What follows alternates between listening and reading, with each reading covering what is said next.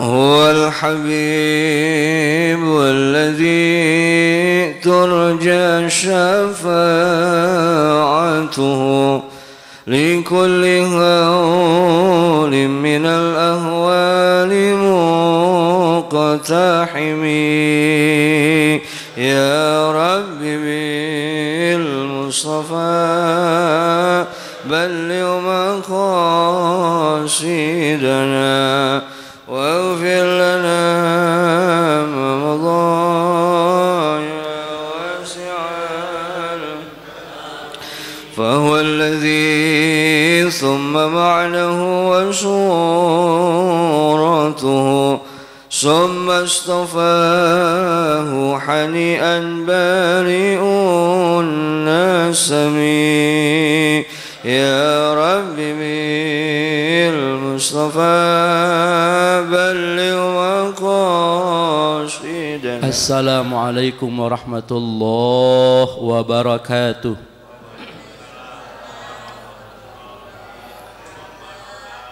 Bismillah walhamdulillah al-mahmud fi kulli lisan wal ma'bud fi kulli zaman wal maqsud fi kulli makan kullu man 'alaiha fan wa yabqa wajhu rabbika dzul jalali wal ikram. Wassalatu wassalamu ala sayyidina Muhammadin sayyidi walid adnan wa ala alihi wa sahbihi dzawil majdi wal irfan. Qalu subhanaka la ilma lana illa ma 'allamtana innaka antal alimul hakim. Amma ba'du, faqad qala Allah ta'ala fi kitabil karim, a'udzu billahi minasyaitonir rajim, innallaha wa malaikatahu yusholluna 'alan nabi ya ayyuhalladzina amanu shallu 'alaihi wa sallimu taslima. Allahumma shalli ala sayyidina Muhammad wa ala ali sayyidina Muhammad salatan tamlu khaiza indallahi nura wa takunu lana wa li hadhil jamaah wa lil mu'minina farajan wa farhan wa surura wa shalli wa sallim tasliman katsira. Allahumma ya fattah wa ya alim, ya fattah wa ya alim, ya fattah wa ya alim. Allahumma alhimna ilman nafqahu bihi awamiraka wa nawahiyaka warzuqna fahman na'lamu kaifa nunajjika arhamar rahimin. Allahumma akrimna bi nuril fahmi wa akhrijna min dhulumatil wahmi waftah lana abwaaba rahmatika wa ba'dun syar'a alaina hikmataka ya arhamar rahimin. Rabbi shrah li sadri wa yassir li amri wahlul 'uqdatam min lisani yafqahu qawli. Wa sallallahu ala sayyidina Muhammadin alhamdulillahi rabbil alamin. Al-Fatihah ila hadratina bil mustafa rasulillah sallallahu alaihi wasallam khususan sahab hadzal kitab wa usul wa furanallahu li darajatin fil jannah wa nida alaina min barakatihim ulumihim wa anwarihim wa asrarihim wa nafa'na bid din wa dunul akhirah. وأن الله يرضنا والدينا يا سيد المشايخ معلمنا حبابنا المحبوبين وجميع إخواننا أخواتنا أبنائنا بناتنا وزواجنا والمسوانا بالدعاء لمن أحسن حب إلينا ولهذه الجماعة أن الله يرضنا وإياهم بالصحة والعافية والسلامة والسعادة والبركة والسكينة بجاه ساكن المدينة. ثم إلى حضرة النبي الفاتحة. أعوذ بالله من الشيطان الرجيم. بسم الله الرحمن الرحيم. الحمد لله رب العالمين الرحمن الرحيم مالك يوم الدين. إياك نعبد وإياك نستعين. اهدنا الصراط المستقيم صراط الذين أنعمت عليهم غير المغضوب عليهم ولا الضالين. آمين. Hadaratil asatidzah wal hujjajil mukarramin wal abil muhtaramin wal ummahatil muhtaramah, segenap para hadirin bapak-bapak wal hadirat ibu-ibu jamaah Masjid Nurul Iman, bil khusus segenap dewan kemakmuran masjid dan yayasan serta para tokoh masyarakat, para hujjaj, para guru, para orang tua kami. Mudah-mudahan kita semua yang hadir senantiasa mendapatkan curahan rahmat dan barakahnya Allah Subhanahu wa taala. Puji syukur kita panjatkan kehadirat Allah Subhanahu wa taala. Alhamdulillahi rabbil alamin. Salawat dan salam mudah-mudahan tetap tercurah limpahkan kehadirat junjungan kita Nabi besar Muhammad sallallahu alaihi wasallam serta keluarganya, para sahabatnya, dan kepada seluruh umatnya, termasuk kita. Mudah-mudahan di yaumil qiyamah nanti mendapatkan syafaatnya. Amin ya Allah ya Rabbal Alamin. Hadirin jamaah sekalian rahimakumullah, hari ini kita masuk pembahasan baru daripada jalan-jalan yang ditempuh oleh para kekasih Allah Subhanahu wa Ta'ala. Jalan-jalan yang ditempuh oleh para kekasih Allah itu, pertama taubat, yang keduanya qanaah, bersyukur dengan nikmat Allah yang sedikit. Jadi sedikit, sekecil apapun nikmat Allah kita bersyukur, namanya qanaah. Yang ketiga zuhud. Zuhud ini mengurangi keinginan-keinginan syahwat, ya. Yang keempatnya ta'allumul ilmi syar'i. Kita tingkatkan kualitas kita dengan terus menuntut ilmu syar'i, ilmu syariat. Yang kelima al-muhafadzatu ala sunan, memelihara sunnah-sunnah Rasulullah sallallahu alaihi wasallam. Yang keenam kemarin, ya, pertemuan kita terakhir adalah tawakal, ya, pasrah kepada segala ketetapan Allah Subhanahu wa Ta'ala. Hari ini kita akan bahas tentang jalan berikutnya, yang ketujuh adalah al-ikhlas. Bagaimana kita memurnikan amalan kita ikhlas hanya karena Allah Subhanahu wa Ta'ala.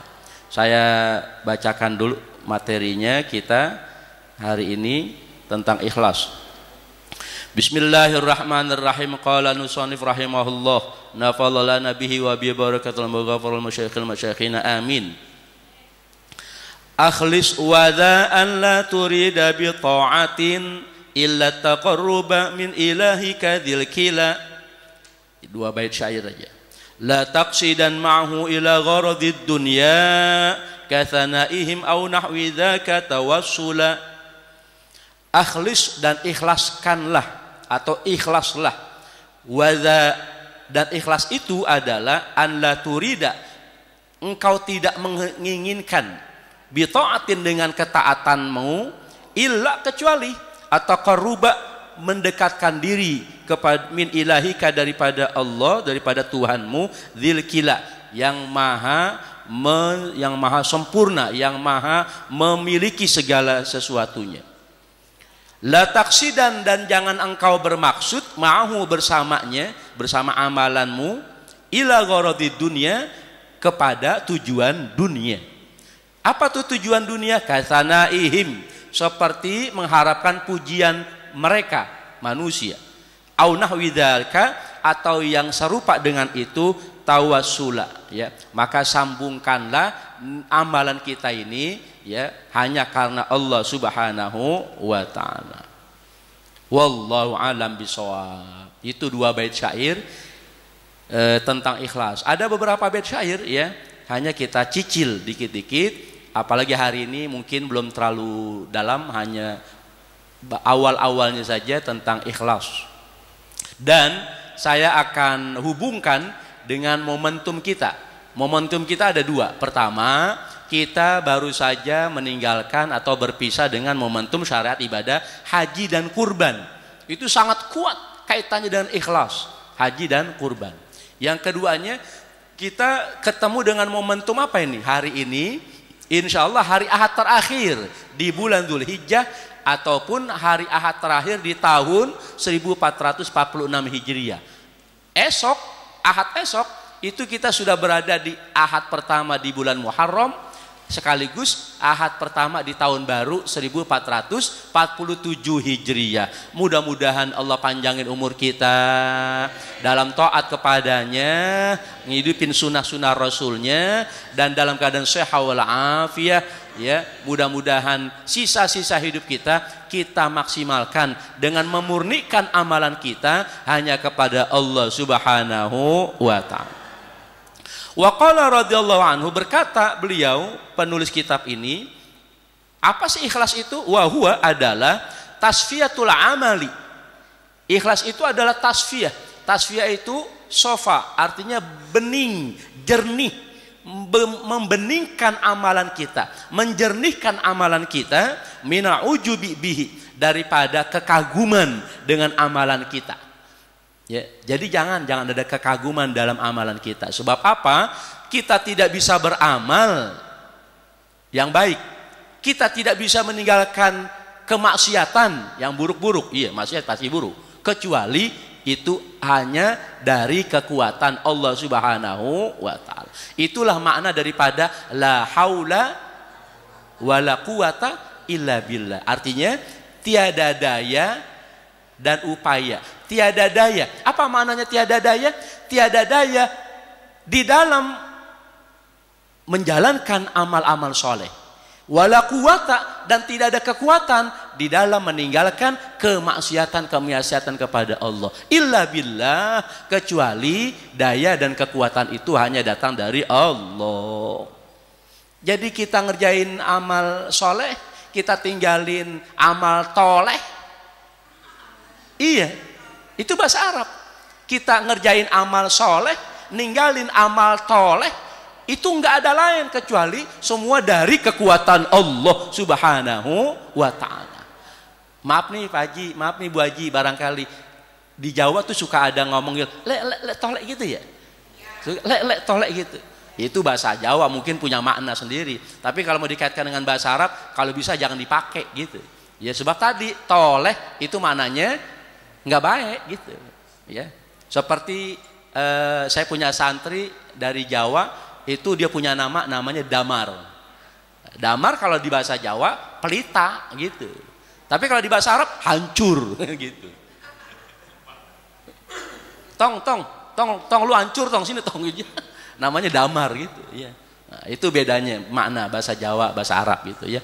Ala kulin, tapi itu semua nanti berpulang kepada niat dan maksud orang tuanya yang ngasih nama gitu. Baik ya, itu iklan saja, iklan.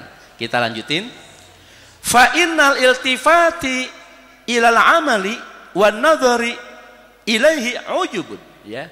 Maka sesungguhnya iltifat ilal amal, kita menoleh kepada amalan kita, bangga benar ngelihat amalan kita, wan nadhari, dan melihat kepada amalan kita, itu adalah ujub. Itu bagian daripada ujub. Wa huwa min jumlatil afati, dan itu bagian daripada penyakit-penyakit hati. Oke, kita beningin, kita bersihin. Wakila, dan dikatakan juga yang namanya al-ikhlasu, ikhlas itu adalah dawamul muraqabati. Adanya adalah berlangsungnya muraqabah. Dawam itu berlangsung, berlaku, muraqabah. Muraqabah itu kamera Allah, kira-kira begitu. Ya. Jadi ada rasa kita melihat Allah. Kalau itu nggak berhasil, ada rasa yang lebih kuat lagi bahwa kita dilihat oleh Allah. Bagaimana Bapak Ibu ketika sholat ada rasa-rasa diperhatiin sama orang penting, kira-kira gimana? Bodoh, sholatnya cakep bener gitu, bener gak kira-kira? Tapi kalau nggak ada rasa dilihatin orang, biasa aja sholatnya. Ya. Ntar kita akan bahas bagaimana beberapa contoh ya sholatnya para sahabat Nabi gitu, insya Allah. Lanjutin dulu. Wanisyanil hududi kulliha, dan yang namanya wanisyanul hududi kulliha, dan yang namanya ikhlas itu adalah melupakan hudud. Hudud itu keberuntungan kulliha semuanya. Jadi kita nggak pamrih keberuntungan. Ya maaf ya, misalkan sholat duha ya, katanya sholat duha pengen kaya gitu, pengen hutang lunas gitu. Itu sebenarnya belum ikhlas sebenarnya gitu. Tapi ada ulama yang rada longgar, masih mending dah dia sholat duha ngejar hutang lunas begitu, masih mending gitu. Iya. Cuman ikhlas nanti urutan kesekian gitu, urutan bawah gitu. Nah kalau ikhlas yang lebih tinggi lagi ya, itu yang sudah nggak pamrih gitu. Ya. Duha kenceng bener pengen hutang lunas duhanya ikut lunas gitu. Nah ini kan bahaya gitu. Jadi kita ibadah bagaimana pokoknya mendatangkan kecintaan pada Allah gitu ya, karena kita cinta dengan amalan kita gitu, bukan bangga tapi cinta, demen ya. Maka nanti di sana ibu bapak ada perbedaan, hunaka farqun, di sana ada perbedaan, man yartah fiha wa man yartah anha gitu. Ada orang yang demen di dalam sholat, ada orang yang demen kalau udah selesai sholat. Itu bedain. Ya. Ada orang yang demen dalam sholat, artinya apa? Kalau bisa, andai kata sholat nggak ada salam, itu lebih nikmat. Udah nggak usah pakai salam, sholat terus gitu kira-kira. Saking orang demen, ya, mencintai dalam sholat gitu. Tapi ada orang yang seneng lepas daripada sholat gitu. Maksudnya ngejar sholat itu sekedar menggugurkan kewajiban. Udah sholat tuh, oh lapang gitu. Bagaimana sholatnya? Sebodoh begitu. Yang penting udah salam, udah selesai. Nah ini kata ulama, hunaka farkun. Di sana ada perbedaan. Fa'aina anta, maka di mana kamu? Di mana kita berada? Apakah pada yang pertama, ya merasakan proses-proses, ya tahapan-tahapan sholat, menikmati begitu ya, ataukah kita berada pada yang kedua, ya yang pengen buru-buru sholat, tapi juga pengen buru-buru selesai, gitu. Ya, jadi Bapak Ibu kita evaluasi ini ya, evaluasi. Baik, kada dzakarul Ghazali, yang tadi itu demikian yang disampaikan oleh Imam Al-Ghazali. Artinya ada lagi penjelasannya, akhlis ayuhat talib liridallah. Ikhlaskan amalmu wahai orang yang menuntut ilmu, ya, menuntut amalan liridallah, semata-mata hanya ridho Allah. Wal ikhlasu, dan yang namanya ikhlas, an la ta'budu illa rabbak. Engkau tidak menyembah kecuali hanya untuk atau kepada Tuhanmu. Wa tastaqimu fi ibadati kama umirta, dan kau terus istiqomah ya dalam ibadahmu sebagaimana engkau diperintahkan. Nah, yang menarik Ibu Bapak, ayat Quran. Kalau sholat ayatnya dari Allah kepada Rasulullah, ya berlaku buat umat begitu. Aqimus sholah gitu. Zakat dari Allah kepada Rasulullah berlaku buat umat. Wa atuz zakah. Begitu juga hanya dengan puasa, begitu juga hanya dengan ibadah haji. Tapi beda dengan niat. Ketika datang perintah niat, itu ayatnya sampai turun 2 kali. Satu untuk umat secara umum, ada satu lagi khusus untuk pribadi baginda Rasulullah Sallallahu Alaihi Wasallam. Apa maknanya? Seorang Rasulullah saja masih ditekankan untuk memperhatikan niat, apalagi kita gitu. Maka ayatnya itu bunyinya pertama ada wa ma umiru illa liya'budullaha mukhlishina lahuddin. Itu bersifat umum. Wa ma umiru, dan tidaklah mereka umat diperintah untuk menyembah kepada Allah kecuali secara mukhlisin, jamak. Tapi ada lagi ayat khusus buat pribadi Rasul. Wa ma qul inni umirtu. Itu perintah buat Nabi sendiri. Qul, katakan ya Muhammad, inni umirtu an a'budallah mukhlishan lahuddin. Ini redaksinya pribadi. Redaksinya pribadi buat pribadi baginda Rasulullah sallallahu alaihi wasallam. Jadi ini keunikan. Masing-masing ayat Bapak Ibu, masing-masing perintah ada keunikan. Nah, ini mau saya sampaikan, ada sebuah analisa ya. Boleh dibilang min gharaib syariah al-islamiyah, di antara keunikan-keunikan daripada syarat-syarat Islam. Jadi kita akan coba bedah satu persatu, yang ujungnya ntar adalah kepada ikhlas ya, karena Allah Subhanahu wa taala. Pertama, ibadah sholat. Coba ibadah sholat, di mana keunikannya? Bapak Ibu, bukankah semua ibadah bertujuan untuk ingat Allah? Jawabannya iya. Bukankah semua ibadah bertujuan untuk ingat Allah? Jawabannya iya. Tetapi dari segi perintah dalam sholat, dia lain sendiri dengan ibadah yang lain. Ada ayat berbunyi aqimis sholata lidzikri.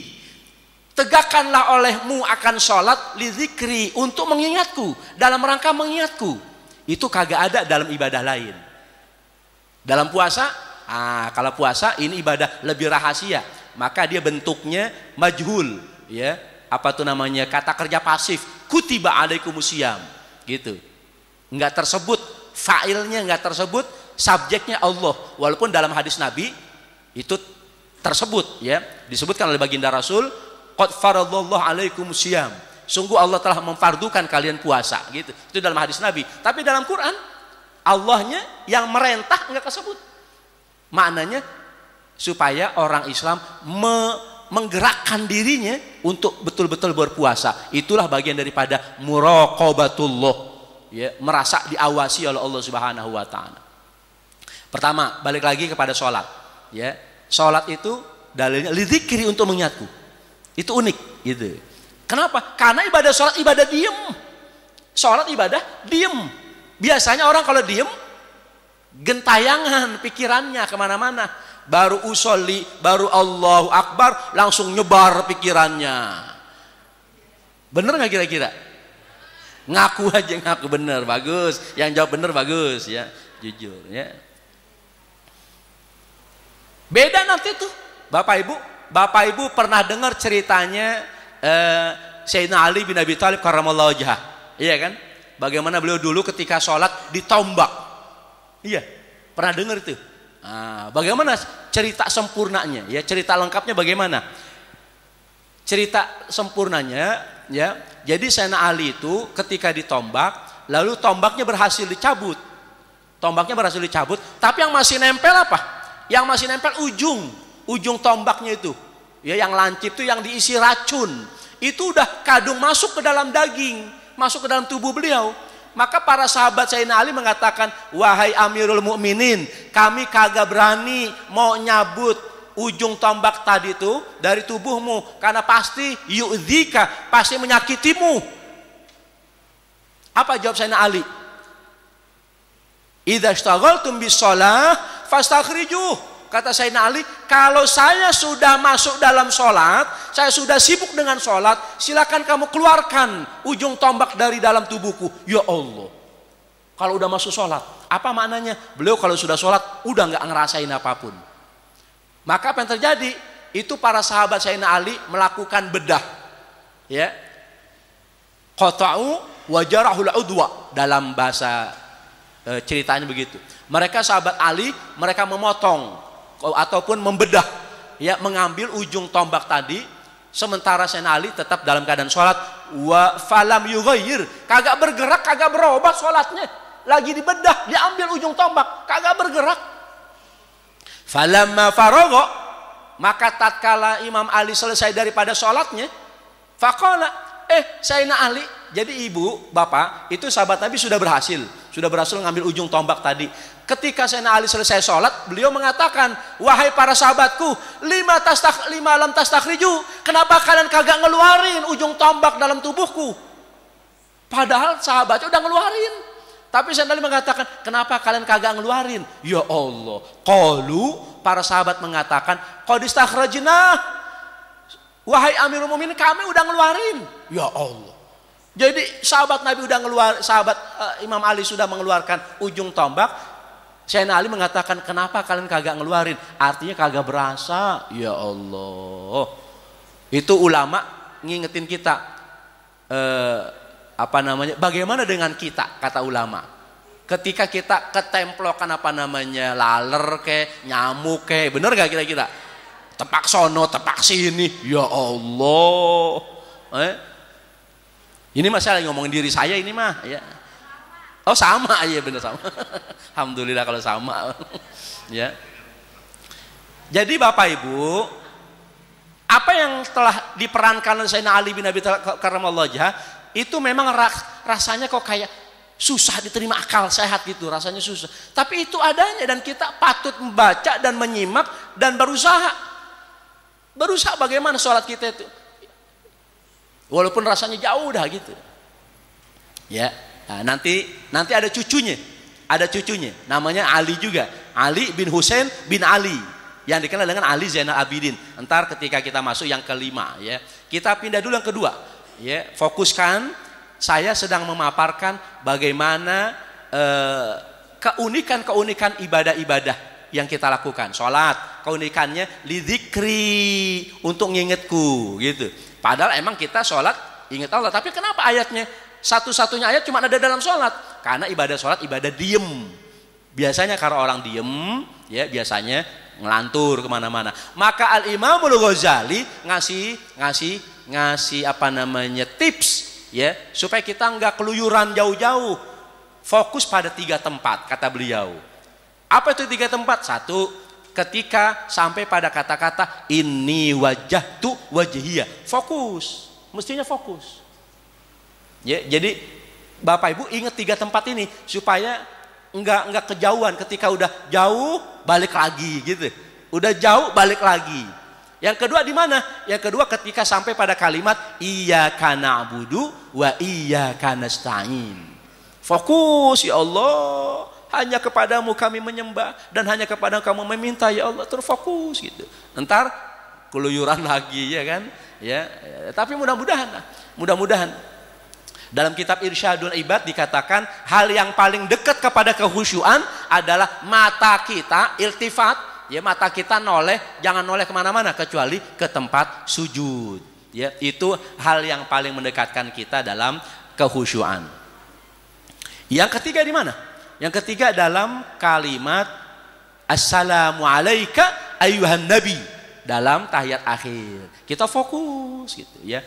Itu dari Imamul Ghazali rahimahullah memberikan tips ya, semacam kerangka bangunan. Sholat kita kan bangunan, sholat kita bangunan. Jadi bangunan ada kerangkanya, model kayak tiang nih, ada 4 tiang. Kalau Imam Ghazali mengatakan 3 tiang saja, 3 kerangka, mudah-mudahan membantu terbangunnya bangunan sholat kita, bangunan yang khusyuk insya Allah. Yang ketiga puasa. Jadi Bapak Ibu ini kita dalam rangka ya semacam apa ya, kilas balik karena kita sudah di akhir tahun nih, ahad terakhir ya. Puasa. Apa keunikan puasa? Keunikan puasa tadi ibadah yang dalilnya itu tidak tersebut Allah sebagai yang merentah, sebagai fa'ilnya nggak kesebut. Kutiba alaikumusiyam gitu. Itu nggak ada pada sholat, nggak ada pada zakat, haji. Nah makanya ibadah puasa satu-satunya ibadah yang Allah klaim, satu-satunya ibadah yang Allah akui. As-shaumu li, kata Allah, puasa itu untukku, puasa itu milikku. Kita ngerjain puasa tapi Allah klaim. Kenapa? Karena betul-betul kemurnian amalannya jauh dibandingin amalan-amalan yang lain. Sholat kita bisa pamer ke depan belakang kita, kanan kiri kita bisa pamer. Zakat bisa pamer minimal kepada objek zakat kita ya. Haji apalagi, haji lawannya puasa. Kalau puasa ibadah paling rahasia, haji ibadah paling pamer gitu. Tapi kalau puasa kita mau pamer sama siapa? Mau pamer depan teman kita ngeludah mulu. Nah, cuy, bentar cuy, ngeludah mulu lu. Iya dong, gue lagi puasa. Lah coba. Bukan bangga kita, geli. Bukan bangga kita, malah geli, ngeludah mulu.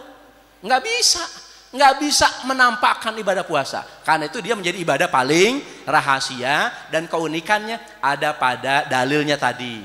Lalu yang kedua, keunikan ibadah puasa, Bapak Ibu kalau dicermatin ayat Quran, rangkaian ayat sholat nggak ada Allah menegaskan yang sholat dekat denganku, nggak ada. Rangkaian ayat tentang zakat nggak ada Allah mengatakan siapa yang zakat dia dekat denganku, nggak ada. Ibadah haji, ibadah paling capek, paling mahal. Siapa yang bolak-balik umroh dia dekat denganku, kagak ada. Tapi ibadah puasa ibadah murah meriah, tapi justru dalam rangkaian ayatnya Allah mengatakan wa idza sa'alaka ibadi anni fa inni qarib, dan apabila hambaku bertanya kepadamu ya Muhammad tentang diriku, maka katakan aku dekat.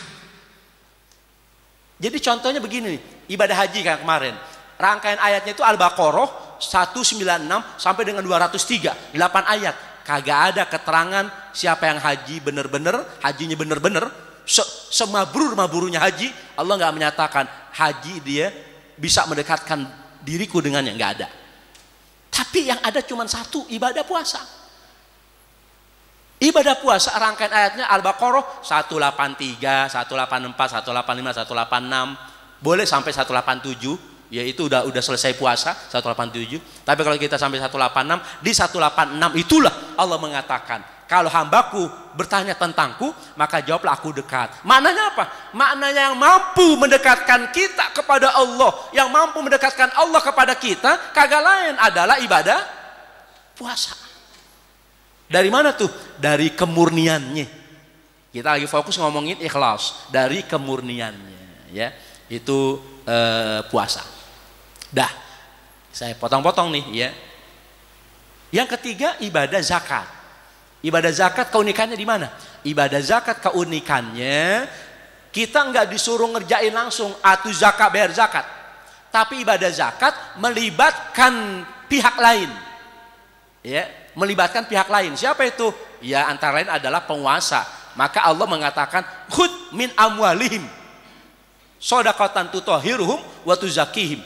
Ambillah daripada harta mereka. Ambillah daripada harta mereka. Sebagai bentuk zakat, gitu. Ya, makna sodakoh, maknanya zakat di sana. Untuk mensucikan jiwa mereka, ya, dari ego terhadap harta, dari sombong, ya, angkuh terhadap harta, dan juga membersihkan harta mereka dari percampuran dengan milik orang lain. Maka Allah katakan, khud, ambil. Nah, Bapak Ibu, jadi dari ayat ibadah zakat itu mestinya setiap negara menggaung-gaungkan siapa yang kagak bayar zakat pencuri namanya, begitu. Jadi jangan cuma digede-gedein, itu koruptor, ngambil harta negara, itu koruptor, ngambil harta negara. Padahal yang tidak kalah penting daripada harta negara adalah harta milik Allah yang dititipkan pada orang-orang kaya. Wa fi amwalihim hakul lisaili wal mahrum. Dan di dalam harta mereka orang kaya ada hak milik orang lain. Siapa orang lain? Orang miskin, baik yang sa'il meminta maupun yang mahrum yang tidak meminta, gitu. Maka itu mesti digaung-gaungkan itu. Jadi saudara tidak mau bayar zakat bukan urusan saudara semata-mata, tapi itu urusan kita sebagai kaum muslimin, sebagai saudara daripada saudara, gitu. Kita bersaudara. Kalau saudara tidak bayar zakat, berarti saudara telah mencuri harta orang miskin, begitu. Kalau koruptor mencuri harta negara. Nah, kalau orang kaya kagak berzakat mencuri harta orang miskin. Itu keunikan ayatnya, khud, suruh ambil, ya, bersifat. Maka sebenarnya ada yang perlu dikoreksi, ya, perlu koreksi itu. Masjid, mushola suka pasang spanduk. DKM Masjid Nurul Iman menerima dan menyalurkan. Menerima, akhirnya gelar meja situ, duduk aja gitu, ya, nunggu orang datang. Mestinya harus dirubah cara kerja kepanitiaan itu, ya, cara kerja kepanitiaan. Saya bilang kepanitiaan karena memang yang tiap tahun ada menjelang pada saat Ramadan itu bukan amil sebenarnya, hanya panitia, hanya relawan saja, gitu. Kalau panitia itu ya semacam baznas gitu, itu panitia, itu amil. Ya, maka mereka bersifat proaktif menjemput bola, ya, untuk melaksanakan ayat Quran tadi, khud, ambil, gitu. Baik, dah sampai kita pada terakhir nomor 4, haji, ya. Jadi ibadah sholat untuk ingatku, ibadah puasa rahasia, ibadah zakat itu melibatkan pihak lain, ya, harus mengambil. Dan terakhir keempat, haji. Apa itu haji keunikannya? Haji keunikannya dari segi namanya. Namanya saja sudah al-haju al-qasdu, bermaksud. Bukankah dalam sholat ada maksud? Jawabannya iya. Bukankah dalam zakat ada maksud? Jawabannya iya. Bukankah dalam puasa ada maksud? Jawabannya iya. Usolli itu maksud dalam sholat. Nawaitu shoma ghadin itu maksud dalam puasa. Nawaitu anuti zakat al-fitrah itu maksud dalam zakat. Tapi ibadah haji baru namanya saja sudah maksud. Apa itu artinya? Artinya orang-orang berhaji diingetin sama namanya. Mau kemana? Mau haji. Apa itu haji? Bermaksud. Bermaksud apa? Maka ayat berikutnya adalah ayat yang unik. Satu-satunya ayat dalam syariat Islam yang mengandung kata-kata lillah. Dalam sholat, akim sholat, nggak ada kata-kata lillah, hanya karena Allah, nggak ada. Atau zakah lillah, nggak ada. Tapi ibadah haji, walillahi ala nas yahijjul baiti man istata'a ilaihi sabila. Lillahinya di depan. Wa atimul hajja wal umrata lillah.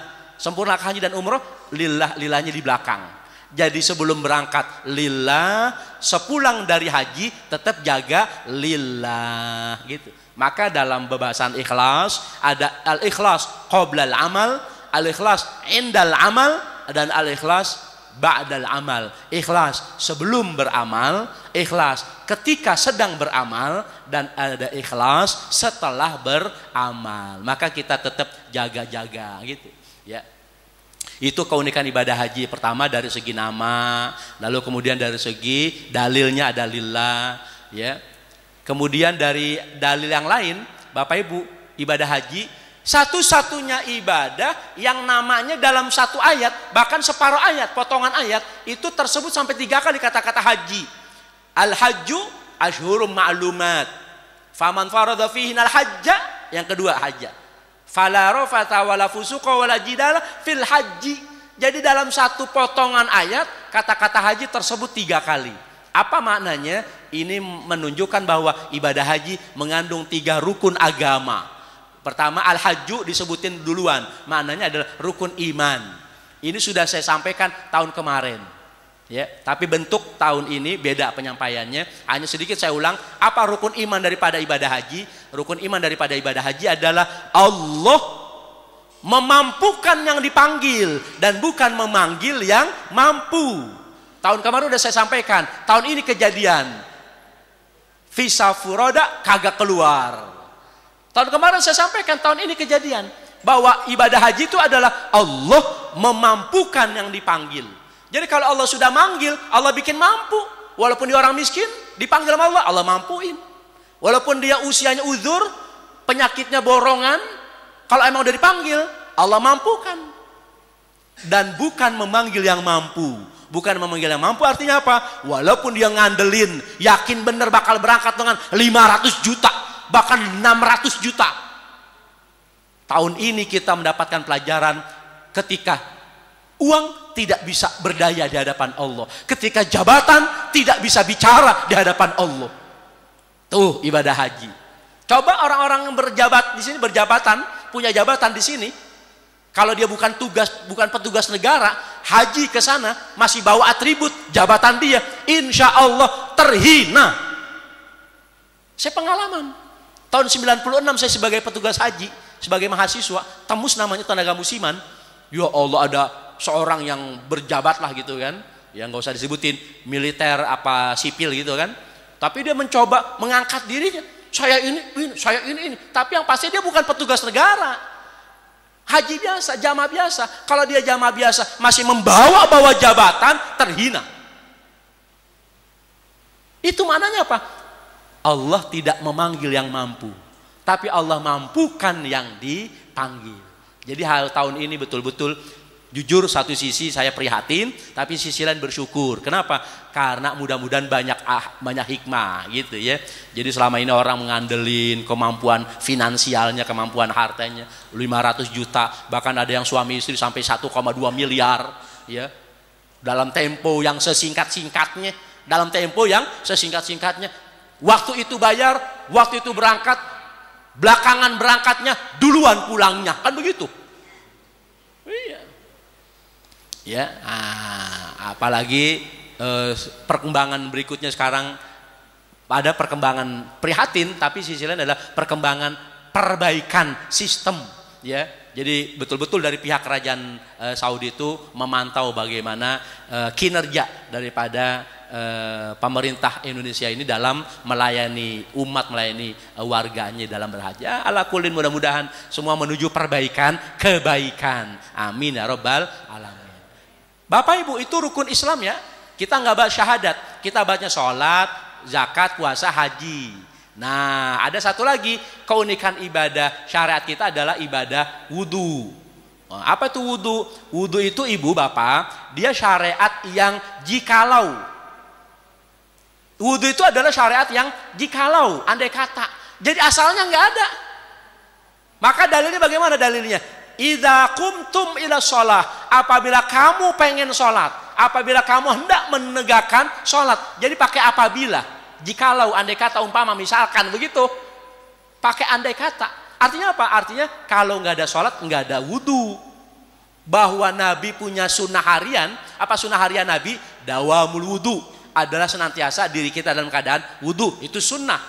Tapi berkaitan dengan kewajiban wudhu asalnya nggak ada kalau nggak ada sholat.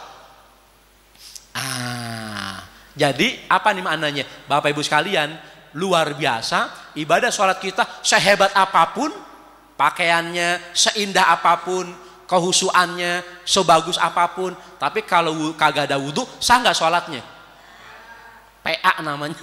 Ya, iya pakaian udah keren, ya khusyuk konsentrasi, udah wudhu belum, lah percuma gitu. Nah, dia menjadi syarat wajib, syarat sah. Maaf, dia menjadi syarat sah. Ya, syarat sahnya sholat adalah wudhu. Jadi walaupun dia dalilnya pakai idza apabila, tapi dia sangat menentukan sah tidaknya sholat kita. Nah, tadi saya ketika ngomongin sholat, bagaimana kehusuan Sayyidina Ali bin Abi Thalib karramallahu wajhah, sekarang ngomongin cucu beliau. Siapa namanya? Ali juga. Orang Arab punya kebiasaan namanya begitu, antara cucu dengan engkong dibolak-balik aja, gitu. Jadi Ali punya anak Husain, Husain punya anak Ali lagi, gitu. Ali anaknya Husain, Husain anaknya Ali, gitu. Kalau Ali Amirul Mukminin karramallahu wajhah, Allah muliakan wajahnya. Kalau yang cucunya Ali apa? Ali Zainal Abidin. Apa tuh Zainal Abidin? Orang yang bagus ibadahnya. Di mana kebagusannya? Nih, ketika Sayyidina Ali Zainal Abidin berwudu, ketika selesai berwudu, Bapak Ibu coba tolong dijawab. Orang kalau sudah selesai wudu, wajahnya kelihatan cerah nggak? Kelihatan seger nggak? Tapi Ali Zainal Abidin habis wudu, malah sahabatnya bilang, wahai Ali, what happened ayanaon? Ada apa dengan gerangan? Habis wudu malah pucat. Ali Zainal Abidin habis wudu pucat. Ya Allah, kenapa? Ada apa dengan engkau? Habis wudu malah pucat. Apa jawaban Ali Zainal Abidin? Bagaimana saya tidak pucat? Saya berwudu, saya udah gemeter karena saya mau menghadap Sang Pencipta Allah Ar-Rahmanur Rahim. Allah. Kita pernah nggak gitu? Ketika wudu udah gemeteran, kita mau menghadap Allah. Boro-boro. Yang ada ibu-ibu ketika dandan gemeteran, buru-buru. Kenapa? Mau ketemu sama wakil wali kota. Dandannya sampai gemeteran. Bawa-bawa pakai baju, pakai yang bagus, gemeteran buru-buru. Saking buru-burunya. Pengen apa? Pengen ketemu pejabat. Ya Allah. Bapak Ibu, begitu boleh. Tapi ayo kita tingkatin ketika kita mau ketemu dengan Allah. Insya ya, tuh 5 sudah selesai. Nah, jadi Bapak Ibu sekalian, kita ini sudah berada di ujung ya. Ujung berarti nihaya. Ibu-ibu, Bapak, kalau dalam sehari-hari kita suka ngomongin apa ya? Ngomongin mudah-mudahan kita selalu husnul khotimah. Jarang orang ngomongin husnul bidayah. Ini kita mau di ujung tahun. Kita berharap husnul khotimah. Tapi jangan lupa yang tidak kalah pentingnya menutup hari-hari kita dengan husnul khotimah. Kita juga mesti sambut awal-awal kita besok dengan husnul bidayah. Ya, saya udah tulis duluan status di WA gitu. Sebab kita ini ibu bapak, kita ini ibarat tamu. Kita di dunia ibarat tamu. Seenak, senikmat apapun hidangan buat kita sebagai tamu, tetap tamu harus pulang. Loh, kenapa tamu betah bener di rumah? Di rumah siapa ini? Di rumah Allah. Enak bener kita dihidangin sama Allah. Betah, saking betahnya kagak mau pulang, kagak bisa. Kalau Allah udah berkehendak, udah jadwalnya, udah waktunya, ibu pulang. Innalillahi wa inna ilaihi. Ustadz belakangan. Kalau Allah udah mau, bapak-bapak pulang. Innalillahi wa inna ilaihi. Ustadz ntar. Ya saya ngomong, mudah-mudahan semua panjang umur. Jadi Bapak Ibu, ini kita di ujung pengajian, di ujung tahun. Ayo, jangan cuma sibuk berharap husnul khotimah, tapi juga kita siapin minggu besok udah awal tahun, bagaimana kita siapin husnul bidayah, permulaan yang baik gitu. Ya. Sebab ulama bilang begini, ulama, kullu syai'in fil hayati lahu bidayah wa nihayah. Segala sesuatu di dunia ini itu ada awal, ada akhir gitu ya. Maka berharaplah kita awal. Kan begini, kalau berharap sih berharap ya. Tapi kan begini, ada di antara kita yang awalnya indah, ujungnya sedih, menyakitkan. Ada nggak? Ada. Ada di antara kita yang awalnya prihatin, ujungnya indah, bahagia. Ada nggak? Ada. Gitu. Kayak begini nih, kalau belum jelas juga. Contoh, wahai bapak ibu yang sekarang ekonominya dalam keadaan lapang, alias jadi orang kaya, gitu. Sekarang kaya. Siapa tahu ujungnya su'ul khotimah. Na'udzubillah min. Wahai orang bapak ibu yang saat ini mungkin ekonominya sempit alias miskin, tenang, siapa tahu ntar ujungnya husnul. Paham bu, bapak? Kira-kira pilih mana kita? Sekarang kaya ujungnya su'ul khotimah, atau sekarang miskin ujungnya husnul khotimah? Pilih mana kita? Pilih sekarang kaya ujungnya husnul khotimah. Gue juga mau itu mah. Ya, itu maunya kita. Maka saya mau bilang, yang sekarang kaya terus manfaatkan kekayaanmu di dalam jalan Allah, bersedekah, berbagi kepada sesama, berharap mudah-mudahan ujungnya husnul khotimah. Wahai kita yang sekarang sempit alias susah alias miskin, sabarin ya, mudah-mudahan ujungnya husnul khotimah. Enggak lama sabar, paling 60 tahun selesai, alhamdulillah. Paling 60 tahun. Jelas ibu? Bu, jelas bu? Ya, jadi sekarang yang kaya teruskan untuk berbagi hartanya supaya husnul khotimah. Yang sekarang miskin, sabarin.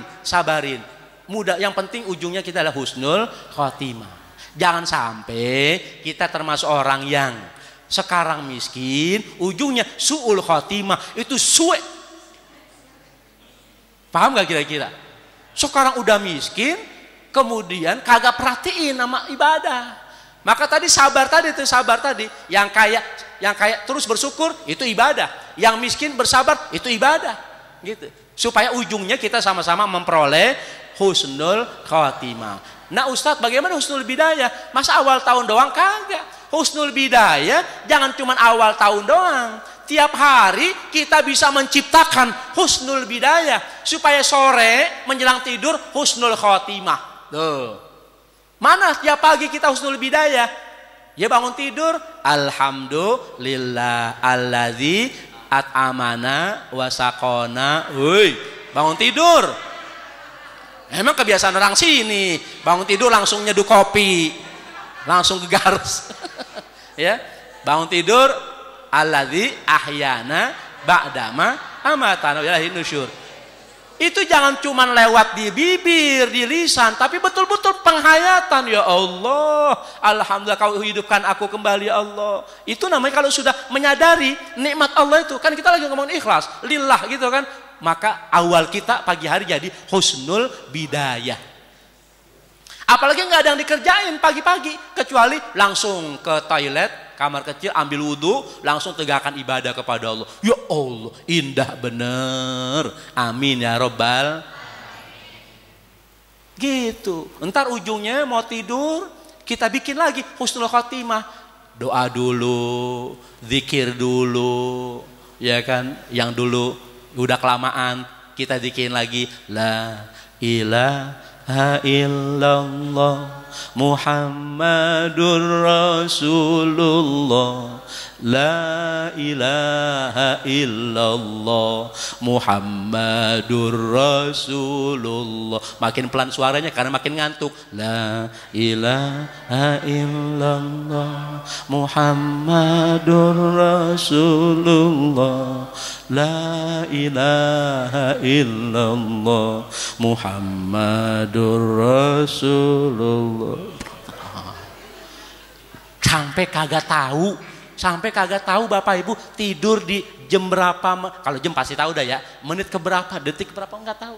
Pokoknya kita plek berpisah jasad kita dengan ruh kita ini ya, dalam keadaan man akhirul kalamihi la ilaha illallah. Akhir ucapan kita menjelang tidur kalimat la ilaha illallah, dakhalal jannah. Jangan sampai Bapak Ibu suami istri tidur bareng, akhir kalamnya menjelang tidur ngomongin orang, ngomongin kenikmatan tetangga. Naudzubillah min, bukan orang sini, orang sono tengah laut. Ya Bu, Bapak ya. Ya. Ayo, jadi jangan cuman akhir tahun, jangan cuman awal tahun, tapi ternyata tiap hari kita bisa ciptakan husnul bidayah untuk menuju husnul khatimah. Karena kita di dunia ibarat tamu, senikmat apapun hidup kita sekarang di dunia, tetap kita tamu harus pulang. Mudah-mudahan kita semua husnul khatimah. Al-Fatihah. A'udzu billahi minasyaitonir rajim. Bismillahirrahmanirrahim. Alhamdulillahi rabbil alamin arrahmanir rahim maliki yaumiddin. Iyyaka na'budu wa iyyaka nasta'in. Ihdinas siratal mustaqim. Siratal ladzina an'amta 'alaihim ghairil maghdubi 'alaihim waladdallin. Amin. Ada yang mau ditanya? Ada yang mau nambahin? Nambahin pengalaman hidup itu. Wa'fu anna ya karim warhamna ya rahim waghfir lana dhunubana ya akram akramin. Allahumma ya da'imal fadil ala al-bariyah ya basital adaini bil atiyah ya sahibal mawahibis saniyah shalli wa sallim ala sayyidina Muhammadin khairil wara sajiyah waghfir lana ya dzal ula fi hadhihi sa'a fi kulli sa'a fi hadzal yawm wa fi ma ba'dal yawm. Allahumma jil sayyiatina sayyi'at man ahabbta wa la tajal hasanatina hasanat man abghadta. Ya Allah, jadikan keburukan-keburukan kami keburukan yang kau cintai, dan jangan kau jadikan kebaikan-kebaikan kami kebaikan yang kau murkai. Allahumma ja'al hajjana hajjan mabrura wa sa'yana sa'yan mashkura wa dhanbana dhanbahum dhanban maghfura wa tijaratana tijaratahum tijaratan dan tabur. Allahumma ya muqallibal qulub tsabbit qulubana ala dinik wadmun alaina min husnil khatimah. Wa sallallahu ala sayyidina Muhammadin da'wahum fi subhanakallahumma wa tahiyatum fiha salam wa akhiru dam alhamdulillahi rabbil alamin. Kafaratul majlis subhanakallahumma wa bihamdika asyhadu an la ilaha illa anta astaghfiruka wa atubu ilaik. Terima kasih, mohon maaf lahir dan batin. Assalamualaikum warahmatullahi wabarakatuh.